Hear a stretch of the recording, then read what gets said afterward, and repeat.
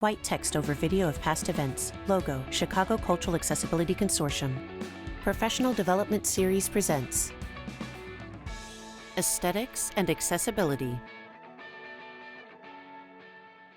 At left, presentation slides. At top right, mini video of presenting speaker. Below, an ASL interpreter signs. My name is Andy Wilson. I'm one of the steering committee members of the CCAC. I also work at the Goodman Theater.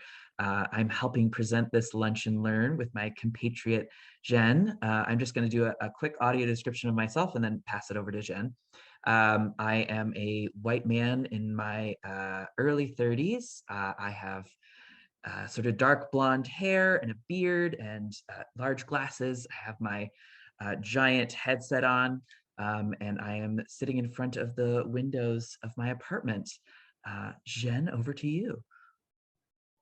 Hi, everybody. Thanks for joining us. My name is Zhen Heinemann, and I am a performance artist and engagement thinker who currently works for the Department of Cultural Affairs and Special Events for the city of Chicago.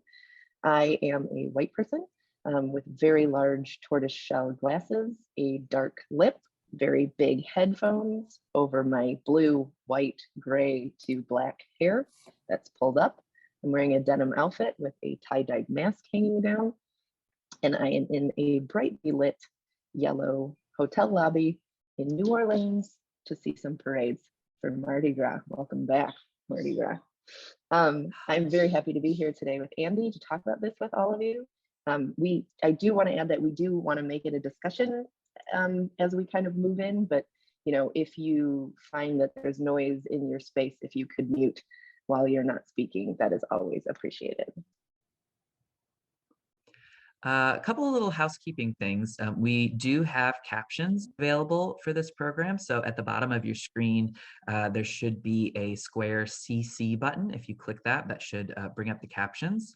Also in the chat, we will be dropping the link to the web page where you can also click and see the captions as they're being written, whichever you find easiest. We also have an ASL interpreter for this program.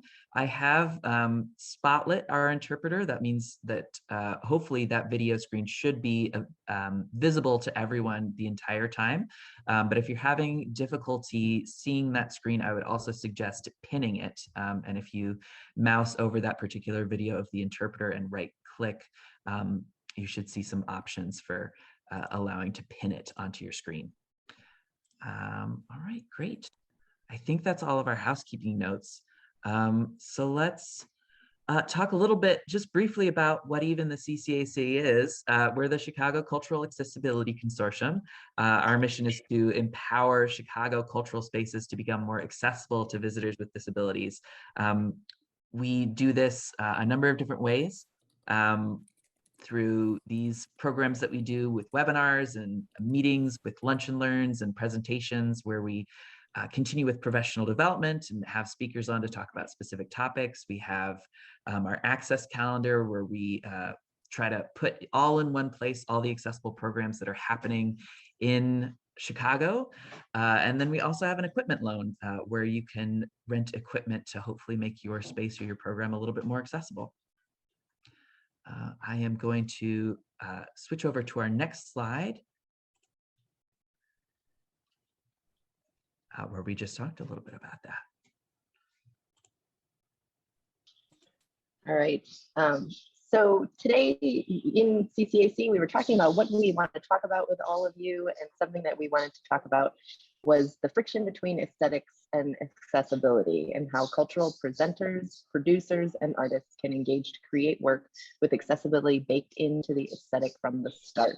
So that's what we're here to talk about today. We've created a little bit of a, Andy, if you could advance, please, a little bit of a bits and pieces access bits slide. So these are the topics that we're going to touch on: the access bits of open captioning or super titles, etc., of American Sign Language interpretation, of audio description, of 3D model or touchable art, disabled folks in disabled roles, and then hopefully we'll have time for some extra credit and we'll get to talk about integrated seating, single special performances or access at all performances, and large printed materials and digital materials, and how the accessibility of those things and aesthetics meet in the kind of cultural spaces.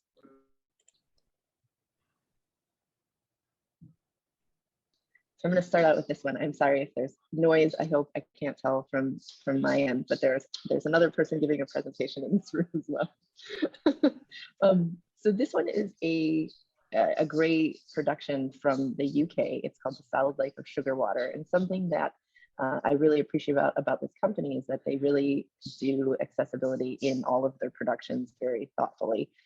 They are a company that's disabled led, and so that is definitely a space where I find that access often comes into the conversation earlier than in companies and productions where it's not disabled led. This image, what we're looking at specifically for this picture was to talk about super titles, right? And where they're placed, right? How they're placed, if they're placed, how they integrate with the rest of this set design. So something throughout this conversation today with all of you that I would like to be thinking about with you is how can we talk to artists and producers, if we're presenters, who are bringing pieces into our spaces or who we're bringing into the space, to talk early on about accessibility. So, you know, instead of later on saying, okay, we're going to do one date, how do we start talking about the set design and what we expect in access from there? So in this image, you see two people sitting on stage. There is a kind of light outline of the back wall in a blue color, and then the super titles are at the very top and center of the backstage wall. And then there is a bed on the backstage wall, vertically on the backstage wall. The people are sitting on a kind of stoop piece of furniture that is at the bottom of the bed on the floor. These actors, there was a deaf actor who was a deaf person. So having a person with a disability play the role of a person with a disability is important for me when I'm thinking, and I think for us and the aesthetics of it as well. But so this piece, and Andy, I'd love to know what you think about these kind of super titles. I know you see these a lot in opera, right? Yeah, I always get confused as to why it feels so common in opera that we have these super titles, and why we can't in different seem languages, to. duh, I can tell you that. Yeah. So if it's the idea that it's acceptable if it's in another language that we're allowed to have subtitles or super titles is great, but I just wish that we would have that same sort of assumption that, yeah, this is a great idea for all theaters and all theater spaces. And I'm not sure why. I assume with opera, there's the same danger of like dropping a line or flubbing a word that would, is sometimes the excuse in theater for not putting subtitles or super titles. But it feels a lot like a harder lift to get subtitles into a theater. Has anyone else in the Zoom meeting ever had a program that's offered more than one performance that's captioned or super titled? On that and on the language, when we talk about adding things like super titles, open captioning, what we're doing is we're talking about communication access, right? And that's like the term that's used when we kind of talk about it legally. Communication access. Are we making the space for equality in communication access? So if the language is a communication access barrier, then this is also language, right? This is the same thing, but we're still not thinking of it in the same way. So, I'm curious, has anybody had any conversations with artists or arts organizations that are bringing things in kind of about this, about communication access? Any lived experience with this?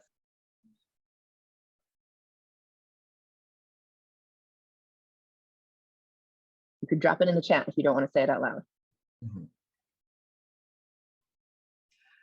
I'm also thinking, I do know of one theater in the Chicago area that offers captioning for every show performance.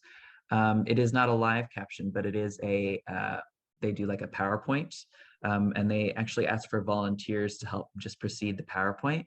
And I know that in the ideal world, we would always have live captioning, but I was still incredibly pleased to see that that was something that they offered for every single performance. And it's super interesting, and please, if someone else from the group wants to speak, feel free to cut us off. But I was recently at the Museum of Contemporary Art in Chicago seeing a performance, and they had open captions that were available via an app on my phone. And I, of course, logged in to see what they looked like, how they were working, and all of those kind of things.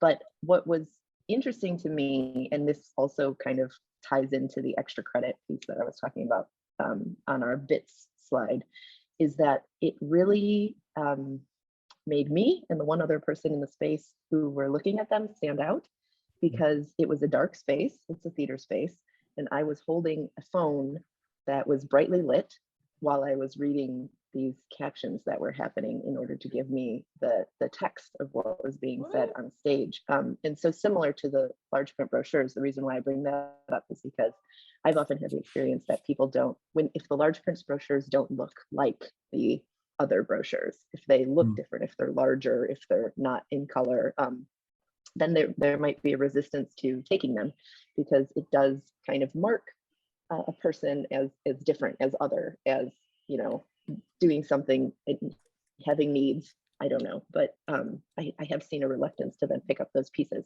And so something that is glowing in your face while you are sitting in the theater, I don't like when someone is in the theater and answering their texts next to me. I find that disruptive and upsetting. But so I think the question for me in that moment is, how do we then make space, similar to when there's relaxed performances for people who are neurodiverse or have sensory friendly needs?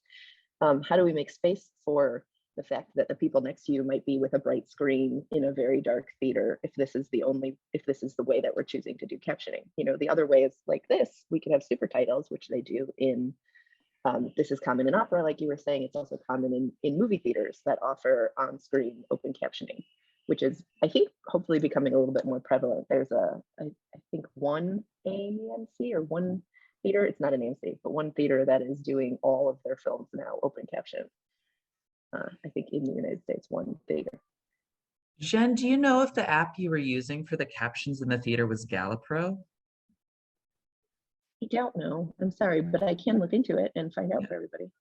Has anyone used Galapro in their spaces or their theaters? I know it was something that the Goodman has been kicking around for several years, the pros and cons.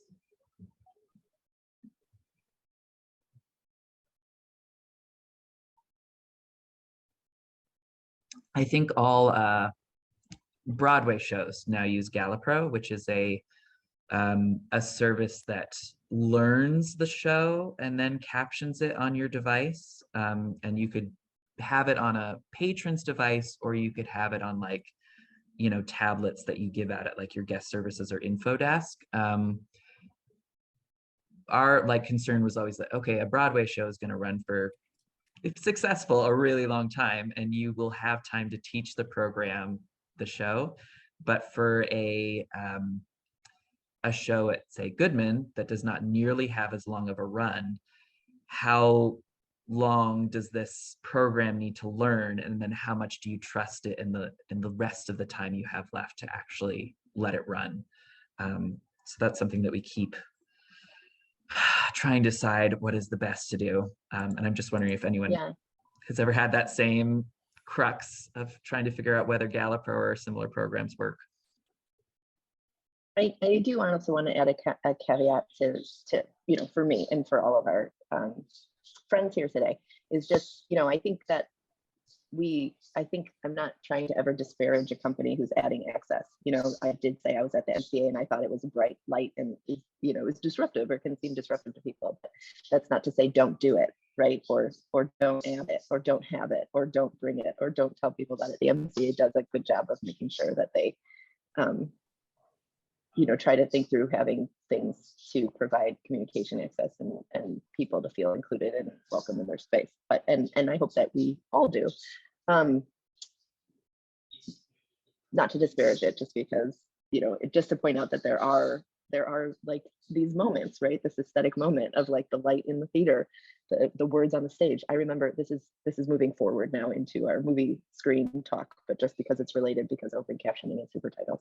I remember when I was working in New York at our movie festival, which was outdoors, we started offering open captions for all of our films, and we would get complaints from people who didn't like to see the captions on the screen because it marred the image that the director of photography had created for them to watch. So I think it's a conversation that's really worth, continuing to have with artists and in creative spaces to say, well, we're going to have them, we're going to have open captions, we're going to have captions there. So how do you figure out how to look at your director of photography's world? How do you talk to the director of photography in that instance to think through that there are going to be captions on the screen in that space? Hi, Zhen, it's Or Bill. where? It's Jen. We had a question in the comments about what's the role of Galapro? Will it ultimately supplant live transcribers or ASL interpreters? So I don't know what Galapro is going to do in the future with organizations. My hope is that it won't. One of the reasons, my particular organization was going back and forth on it is because we were worried about this idea that, live captioning we think is the best service right now, just because it can keep up with any changes that happen during the show. And I haven't personally used Galapro, so I don't know how reactive their program is, but I know that it does have to learn the show. And so I'm not sure how it handles deviation. I think that as a way to have access available for every show, I love it. But I would never want to lose the possibility of live captions. Yeah, it's one of those, like, do you take the opportunity to have everything captioned, or do you go for the thing that has the best quality? So it's tricky. There's another question here too in the chat, Andy. Is there any research about preferences in the community in regards to open captioning versus closed captioning? I don't know personally if there's any research. I think that would be an amazing thing to seek out. I know some live caption organizations that I would be interested now to email and see if they have any data on that. But yeah, I think that would be a great question to bring up. I do know that there is some research, and I'd have to find out where it comes from, but there is some research about folks who are aging into disabilities and kind of their adoption of picking up tech or asking for tech and things like that would give them access to something that they could use, would benefit them, but maybe they're reluctant to seek it out, or maybe they haven't started identifying as a person with a need or a disability. And so I do think with closed captioning, for instance, when I was at the MCA and had to use my phone, right, that would be in a way that's closed captioning because I was using my own device to look at it, or I had to turn it on via my own device. An open caption would be like this image that we're looking at on the screen of the stage with the bed and the super titles at the top of the back center of the screen, where everybody's seeing it, right? So I do think that there is some research that points to the fact that there are people who could benefit from seeing it on the screen who might not, seek it out, but would benefit from it if it was there. Yeah, this idea that you have to self-identify, and people don't love doing that for obvious reasons. Yeah, you don't want to set yourself up to feel excluded, I lost my train of There's thought. one more. Yeah, anytime you have to introduce introduce technology to someone, whatever age they are, it's always going to be a bit of a learning curve. And so you often want to go for the most simple solution. And Bill, sorry, what were you saying? There's one more question about Galapro, if you guys have time for that too. I'm sure we have time for it. I'm not sure I can answer. Okay. It's Lucy from Steep Theater says, what's the advantage of a program that learns the show versus a program that you input the script of a show? Is it that it can be captioned live? Yeah, so with Galapro, I imagine that you would also input the script, and it learns the show from, subsequently running it. With a live caption, you have a human being there in your theater who has input the script into their computer and is, advancing it at the correct pace, pausing it if there's any like different actor pauses. They would be able to adjust the lines if an actor skips a line or if an actor subtly changes a line, which we know is possible in live theater. So that is the advantage of having a human being, is that they can adjust in the moment in a way that a program may not be able to.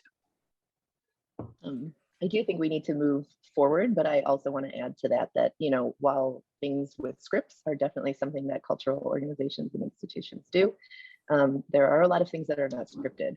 Hence this discussion that we're having right now. People coming onto stage before a music concert and, giving people the background of the band and, the venue and, giving it up for the city that they're in, all those kind of things.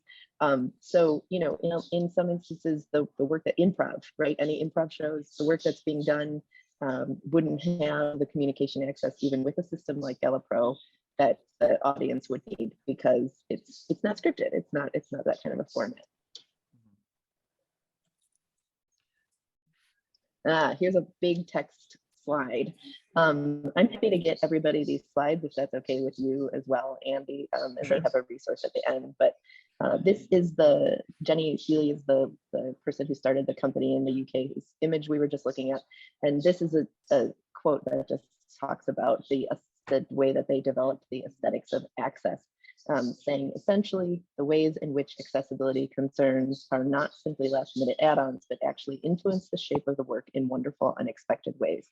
The quote here is, if you start with the idea that you want to make your theater accessible, look at the text. Jenny insists, as you start to unpack this text, that's how you understand what the aesthetics are.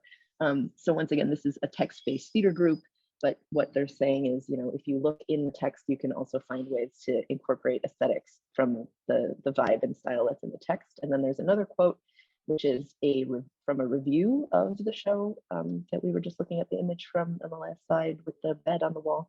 The quote is, integrated access in particular can be clunky in some shows, especially if it is an add-on at the end of the process. Likewise, there can be a sense of being beaten over the head with disability politics.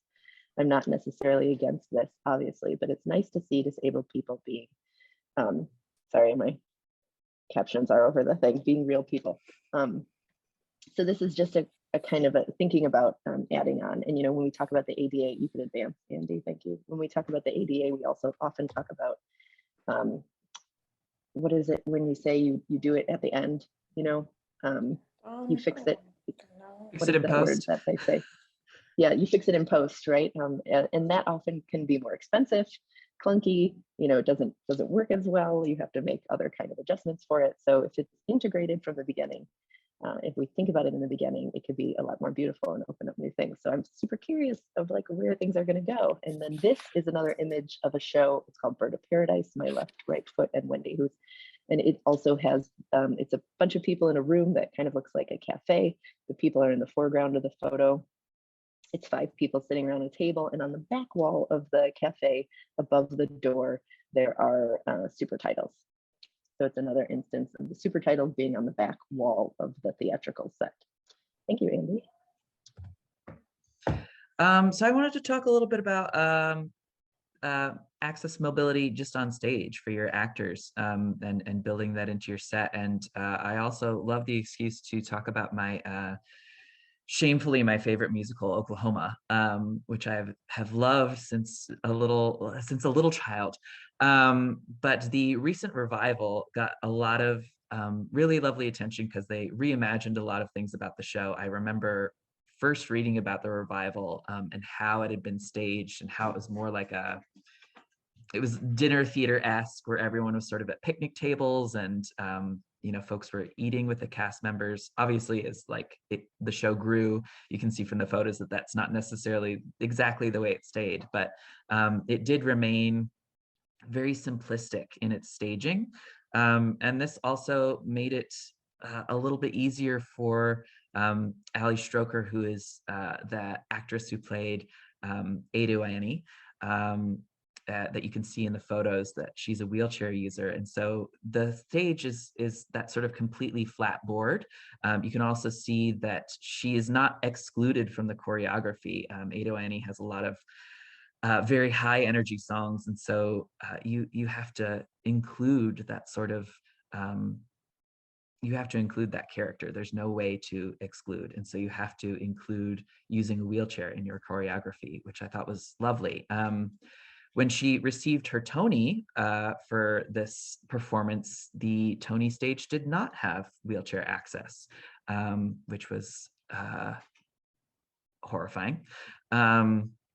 But I think using performers with a disability for roles that either do or do not specify that the character has a disability is something that's important in designers' ideas about their own aesthetics as well.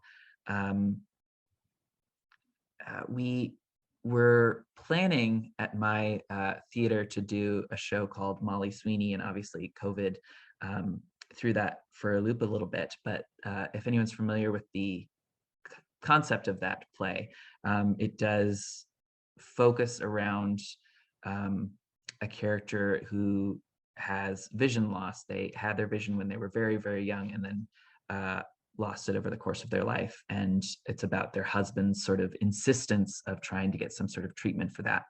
And there was a lot of talk about how we were going to cast that and what we were looking for, and whether it was necessary to cast someone who had a visual disability, which I think it very much is important. But I think that that also becomes an argument about aesthetics, which it shouldn't be.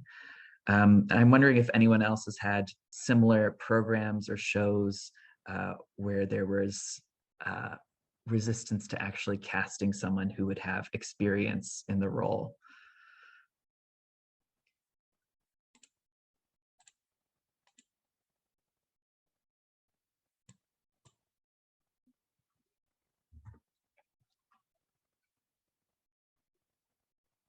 I'm glad that it hasn't come up, hopefully, for too many people. I will add something from our end. I know when DKC, we bring a lot of different musicians to primarily only one or two different stages, right, in two different places. And we've had discussions where, we weren't asking ahead of time necessarily if people had any mobility needs, and so luckily Millennium Park is an incredibly inclusive and accessible space. But for instance, at the old Trillo in the Taste of Chicago area, that stage is it's old, and it needs some renovations and things like that. So our programmers have done good work to start asking kind of in the contracting stage if anyone in the group has any excess needs, especially for mobility, to make sure that we make sure the space is safe and usable for the band. Because a lot of times I just feel like people don't front load, that information when they're coming, and things change, right? People's access needs change, and people could become injured and have an access need suddenly that they didn't have when you were contracting them, right? It doesn't, and not all disabilities are visible. So it's not like you could have seen it in a photo and said, oh, I booked this band, so I know, right? So I think it's interesting to think about, the staging and the way a stage is laid out. And of course, when we lay cable anywhere, right, for those of us in this cultural world that have AV in anything, you lay cable and you put a cable cover over it, right? You don't just leave cables exposed, because that is a potential danger to people. So it's something to think about when you start thinking about set designs or these spaces where artists are not just the audience's access, right, but the artist's access, and how do we make sure that we have space for everybody to be in this performance. So I want to see, Andy, what happens to your show. I also did want to bring up, this is a 2021 movie, so it's still recent. But I was a little bit delighted to watch this movie. It's called See for Me, which is it's like a horror thriller. And I think this movie has been done before in various ways, where it's you know, a young woman who is blind and then in danger. But what was sort of refreshing about this particular movie is that it did actually cast a actor with vision loss in the role. Skylar Davenport stars in the movie, and then the central conceit focuses on something that she uses for accessibility. She uses this app called See for Me, which calls up someone to assist her in on her phone to sort of see the area and describe a situation for her. And she calls See for Me to help her navigate this house filled with robbers. I wouldn't say it's my favorite movie, but I did really love the conceit of it, and how accessibility was part of the aesthetic of it. It would not have held together without that, which I really enjoyed. We can go forward though. All right, this is a text-heavy slide that says Chloe Clark, importance of being described earnestly. So now I would like us to talk a little bit about audio description. So there was in the UK, a play called The Importance of Being Described Earnestly. And the text on the slide says, an improvised comedy focused on using audio description as a creative tool, giving the audience a choice of interpretation. The audio description was character-driven and delivered live by all performers all the time, often leading to disagreements amongst them. It was set in an open rehearsal room where the audience became just as much part of the action as the clueless fictional theater company, led by an egocentric director in making a hapless attempt at integrating audio description into their inclusive performance.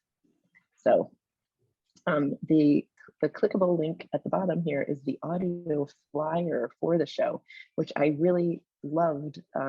You, instead of just a postcard, a poster, you know, a Instagram JPEG that then has a alt image text description in the, you know, embedded as well as maybe in the caption.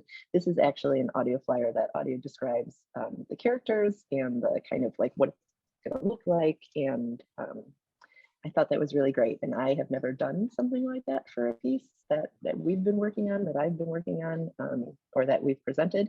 I don't know if anybody has. Has anybody done a kind of audio described promotional marketing piece?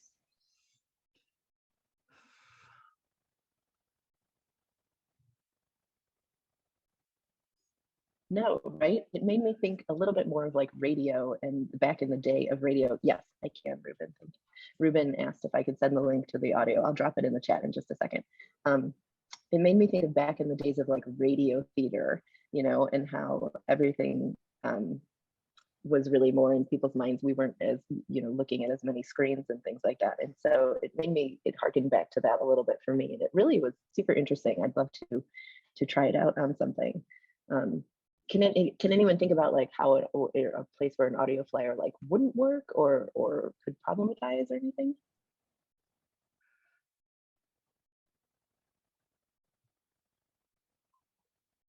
I mean, I think of spaces that are sort of already loud. You know, in the Goodman, we have our lobby where we have a couple television screens continuously running trailers for the rest of our season shows, but we always keep those on mute just because the lobby gets loud. That's really the only situation where I can think it wouldn't be a good thing to try. Yeah, and I think this, aside from being on the website and kind of, it can be like emailed out, right? So you can get instead of just getting a text-based, something your screen reader could read that is interpreting the image for you. It's an audio described listening experience of a play that is really an audio described listening experience. Although there were, you know, embodied actors on the stage for this play, physically doing things as well. But I thought this was an interesting idea, and I wanted to share it with the group to say, like, maybe somebody wants to try it out. Maybe I want to try it out. I mean, the Goodman definitely does still radio ads, so there's certainly no reason not to push into that.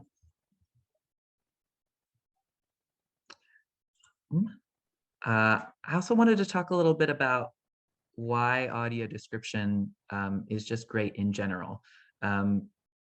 So this is a quote from Dr. Rachel Hutchinson, and she was doing a sort of a research piece on museum visitors and how well they were retaining information. So they had 3 groups, and they would show a group a photo with no text and no words. They just show them a series of photos. The other group, they would show the photos, and there was a little bit of text to read. And then for the third group, they would show the photos, they would have the text, and then they would also have audio description of the photos that they were showing. And this quote says, "But the exciting finding was that participants in the audio description group had richer memories of the photos." So they came back to these people several months later and asked them how they were remembering these. She goes on and says, "They remembered more details about photos, such as the visual elements and the spatial relationships between them, which suggested that they had stronger images of the photos in their minds. Furthermore, they also recorded more thoughts and feelings about the photos, suggesting a deeper personal response to the art and a higher level of engagement." And I can't think of anything that you would want more from your guests at a museum or at an aquarium or anywhere than that they would have a deeper emotional connection and then they would remember more about it. So this is just a great reason to show anyone why audio description is important in any sphere for any guest. I also know that audio description can be difficult. It feels like it's difficult to fit in around your other material. I recently did some training with Goodman with JJ's List, and I was looking on their website, and they had an intro video about sort of what they did, and they would actually pause in the middle of the video to do audio description, which I had never seen before. Usually you have audio description dispersed in the natural spaces between any sort of audio.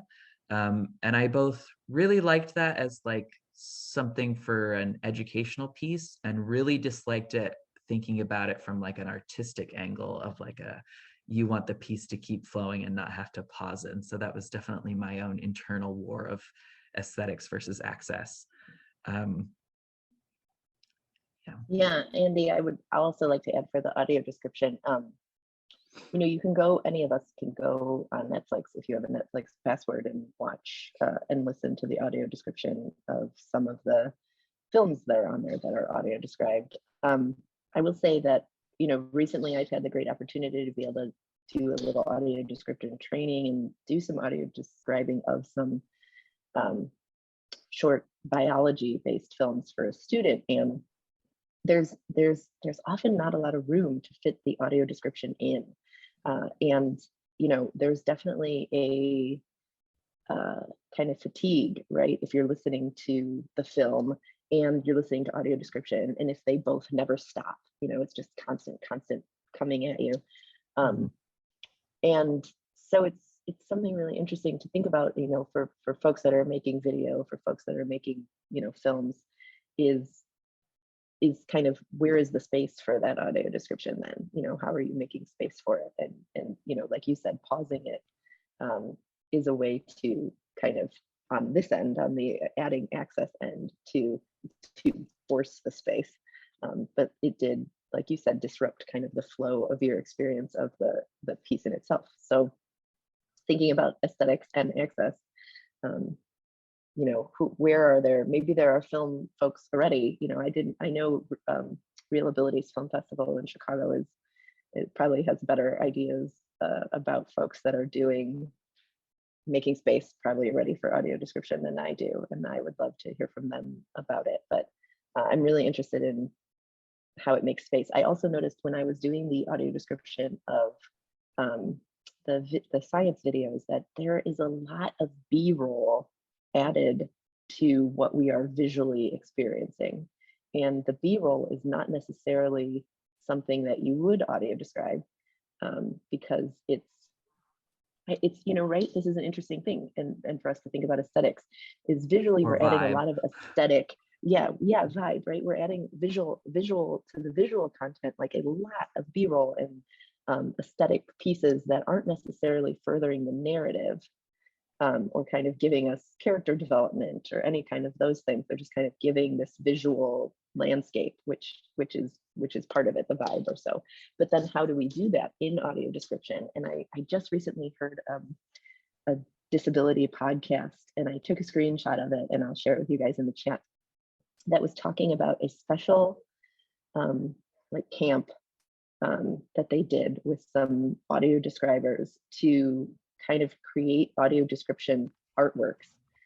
So instead of just thinking about what is the necessary information that they have to give, one of them audio described, I think it was like a car commercial or something, I'm not sure, but it was really great because they were really trying to start to think about kind of all of this, the visual aesthetic that you're given, you know, even in an ad, and what's important to tell and what's not important to tell, and what is your opinion, right? And how are you not supposed to be swaying people, but how to kind of open up the audio describing space into an aesthetic form of its own that maybe then could make more space. And I think I see a hand up. Yeah, from Joe. Joe.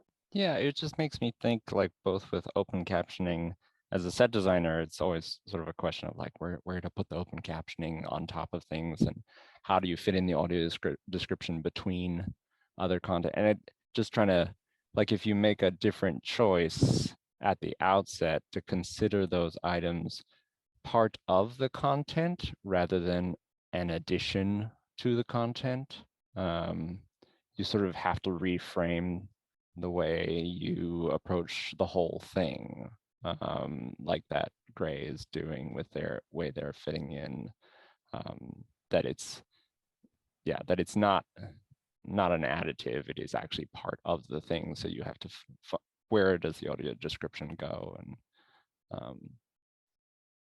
Yeah, it's my dream that someday a designer for A Christmas Carol, which Goodman has done for about 1 million years, will somehow include the storybook aspect of it being Dickens into being, you know, captions for the show that are just built into the set.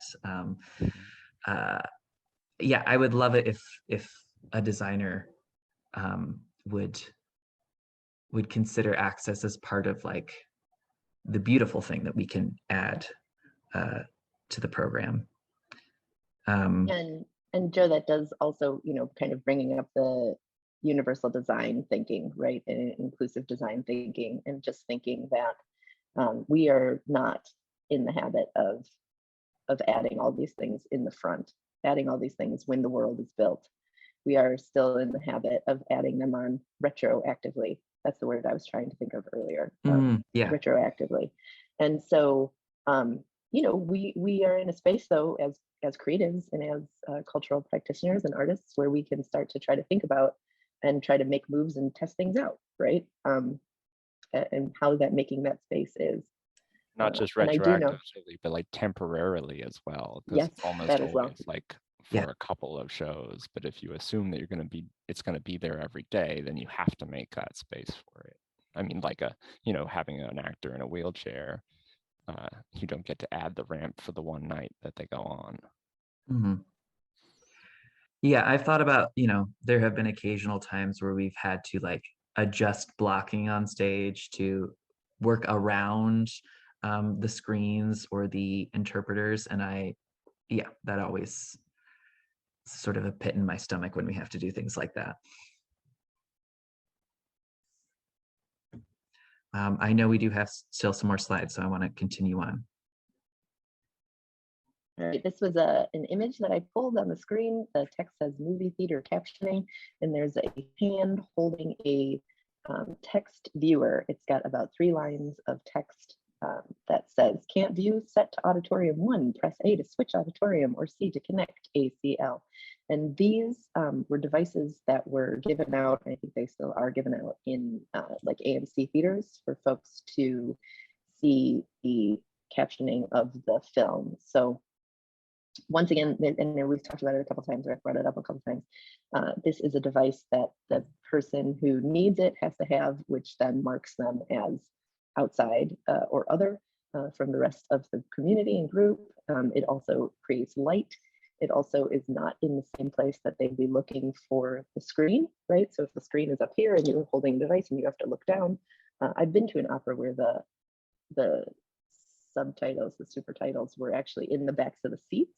And that was kind of a similar thing where, you know, you're looking at the screen and then you're looking at the text and looking at the screen, unless you hold it up, and then, you know, that's a special experience as well. So this also reminds me of kind of viewing the captions on my phone at the MCA. And, you know, the other version of this is just having them on the screen while the movie plays in the theater where everyone can see them. I don't know if anybody's used one of these. I've never checked one out and used it. If you have, you know, and you love it, you hate it, you have tried them around the world, please speak up, let us know. I know that they do like snap onto the seat arm, and you know, there's always like a little bit of war between you and, you know, the stranger next to you about like who gets the arm. You definitely get the arm with this. Yeah, but once again, you're looking down at your seat arm to read what people are saying. I also read a little bit of stuff about AMC in particular, and in 2021 they added captions just sort of built in to everything to about 240 of their theaters, which I was like, that doesn't seem like a whole lot. But then I looked up how many theaters they actually have in the US, and they only have about 600. So it is actually a fairly significant portion of their total theaters that they've added in captioning to. A lot of what guests talked about of preferring this was that, you know, those devices that you would check out, oftentimes they wouldn't be charged or they would be broken. And yeah, thinking about anything that you're going to pick up at a movie theater that potentially hundreds of people have used and knocked around, and especially in COVID times have touched, you know, you're going to be a little bit hesitant. And so I think a lot of people were really pleased that there were going to be captions on these things. And the quotes on the screen right now are from folks who went to see the movie Eternals with captions. The first quote says, "I go to more movies if they had more open captions." For Eternals, she said she found one AMC theater in Spokane that had open captions for the film. They didn't provide many showings with them, she says. I was lucky to even find one for my showing. And so I know when I'm looking through timings for shows, yeah, there's usually only 2 or 3 options for when you can go see open captions. And I think about how difficult it is to get away to see a movie even at the best of times, and then trying to figure out how to find a time that will work with just these very few specific dates is very tricky. We have another quote here that Elizabeth did not have the same experience. In Bristol, she says she could not find theaters with subtitle options for Eternals, so she watched without them. I managed to fare as best I could with just my hearing aids turned up to full and a lot of focusing, but I know a lot of deaf people won't be able to do that, or wouldn't want to sit through that sort of experience where you feel like you're only getting part of the movie. I was also really upset in particular with the Eternals because it did so heavily feature a deaf character and deaf actor using American Sign Language throughout the whole film. When she was using signs, there were captions built in for everyone, which you would think would be a great sort of excuse for them to throw in captions for the whole film.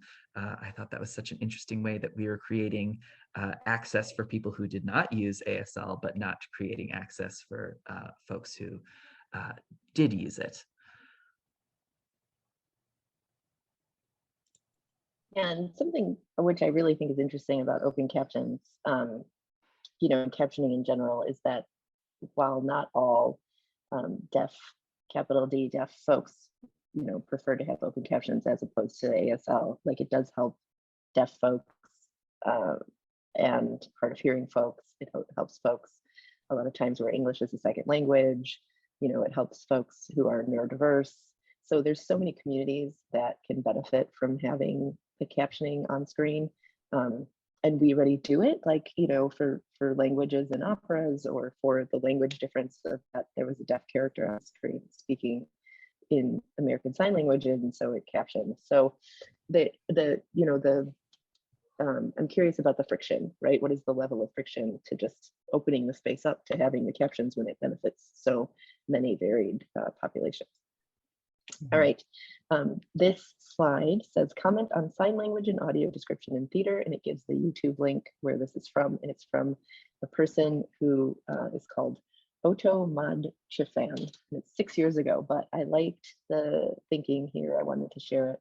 This person wrote, I benefit from captioning and audio description due to processing difficulties, and I need a relaxed environment to meet my needs. How come relaxed, autism-friendly performances are not as frequent as captioned shows and are usually only kids or family shows?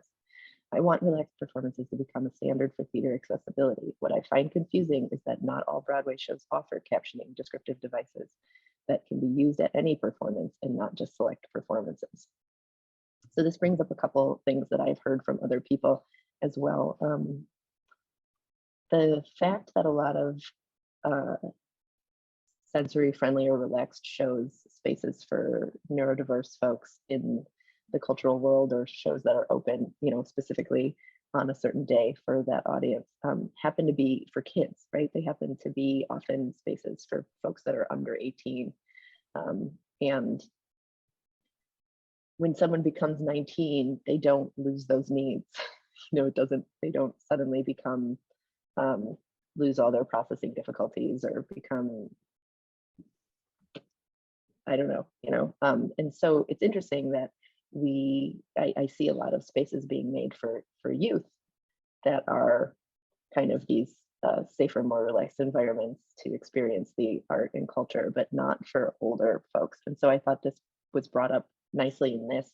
And then also that this is like looking at the device, right? The device that they have for the movie theater, and maybe for Galapro would be a similar device to this, where if it's a scripted theater piece, you could offer it at any show, which would be so great, as opposed to just saying you have one show to come to. And I think that that is a really big friction, that is a really big piece of hurdle to get over, because I mean, everybody has a schedule. Everybody who's on this call has a life and knows how much things go into having a life. And if you are only able to go see that show on one day, you have to rearrange your life and plan ahead far enough advance that you can make it to that show on that one day. And then what if something happens and you need to cancel? Now you don't have a show to see. And especially in COVID, I feel like we've had so many experiences and kind of learned so much about the benefits of having more access, the benefits of doing things digitally in a space like this, where people can attend from where they are, or we could record it and people can watch it another time if that works better for them, right? And so kind of thinking through that in our cultural spaces of how we can make it not a single one-off opportunity, but knowing that we all have budgets, right? Not trying to make it more expensive, but just make it something that is doable. We can do it in a way. Thanks.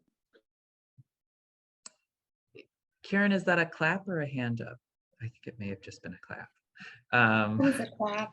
I just was very about what Zhen was saying. I was thinking about you were saying COVID, Zhen, has kind of mucked us all up, and we lost, Goodman lost our open caption performances of Christmas Carol.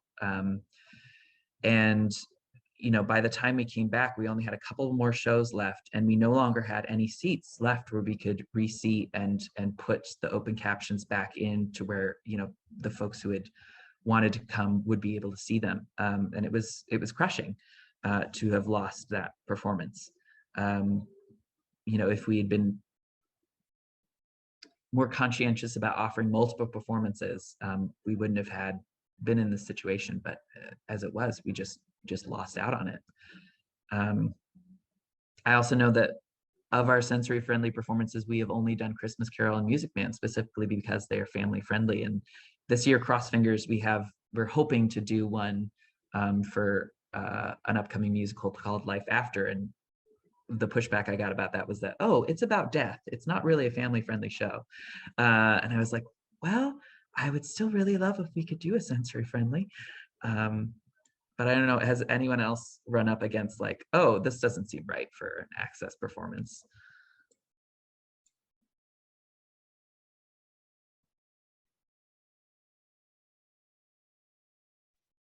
It's really interesting because I want to know, in your case, what you're talking about right now, Andy, is the subject matter doesn't seem right for an access performance.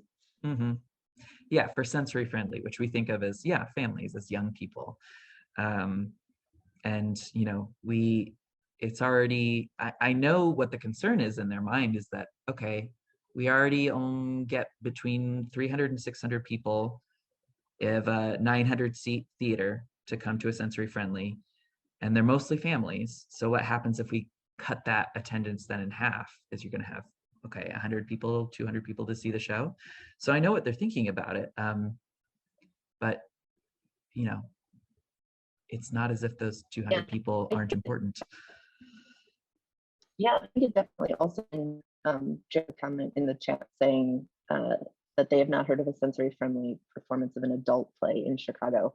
And I do think that a lot of that has to do with our social contract of what we have accepted as the behavior in a theater, right? The behavior at a theatrical show, and kind of general relearning of acceptance and making space for folks. I did see a really good practice at the beginning of a show. I can't remember whose show it was, but at the beginning of the show, you know, the person who was introducing the show and saying, hello, this is the space, you know, please turn off your cell phones, those kind of things, also noted that it was that different people had different ways of experiencing the show and might express their, you know, joy or displeasure in different ways, and that everyone was there to enjoy, and you know, that we were all there together communally, and that was okay, you know. And so kind of, while it wasn't a specifically sensory friendly show, it made space for people to be able to experience it and to kind of change that social contract a little bit, to remind the folks that might be very locked into the social contract of, you know, silence and no movement and all those kind of things, to be a little bit more relaxed about that in the experience. Yeah. I do want to be mindful of time. It is already 1 p.m. Yeah. Do we want to skip over 3D art and models and things like that? Just because I know that we have to. As Zhen said, we're happy to pass along these slides and our other resources that we put together. But I also want to talk about CCAC's next program, which it will be a little bit different because it's not a lunch and learn. So it's, yeah, Zhen is going to be part of this. So it's titled Cultural Communities Advancing Disability Rights. It will take place virtually on March 24th. It'll have a presentation and a panel discussion, so a little bit more formalized than this. So you can keep an eye out for more details, and there's going to be a registration in early March. Zhen, is there anything else that you wanted to say about that? Feel free to email us if you guys want to have specific questions about 3D models or, you know, things about that, but we can also figure out how to get you the deck. And I really appreciate everyone being here. And for those of you that participated and don't, thank you. This is a way to stay in touch with us. There is the Chicago Cultural Access website, as well as an email address that you can message us, and a Facebook group, and Twitter is the way to see our social media. So thank you guys all so much, folks, for being here with us today. It was fun. I had a good time, and I look forward to continue thinking and talking about all of this with all of you. Thank you, Andy, and thank you to our service providers. It was lovely to have all of you here. Thank you so much, and I hope we'll see you at our next program. Fade to black. White text on black background. Lunch and Learn, Aesthetics and Accessibility. Presented by Chicago Cultural Accessibility Consortium. For workshop resources and more information, visit chicagoculturalaccess.org. Workshop speakers and accessibility. Andy Wilson and Zhen Heinemann, CCAC Steering Committee members. Efficiency Reporting, Real-Time Captioning, AI Media, ASL Interpreters, Video Editing, Captioning, and Audio Description by BridgetMelton.com.